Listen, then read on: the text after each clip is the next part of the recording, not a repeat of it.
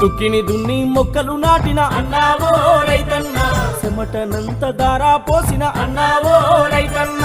ఆరుగాలం సాకిరి చేసిన అన్నావో రైతన్న కన్నా బిడ్డను పెంచినట్టుగా అన్నావో రైతన్న పైరును పెంచుకున్నావన్నా అన్నావో రైతన్న పంట చేతికొచ్చిందా అని అన్నావో రైతన్న పండుగ చేసి మురిసినావు అన్నావో రైతన్న నడు నడు భలే భలే నడు నడు చల్ నడు నడు రైతన్నో నడుం గట్టు రైతన్న ఓడు దారిలో రైతన్నో పోదాం పద రైతన్న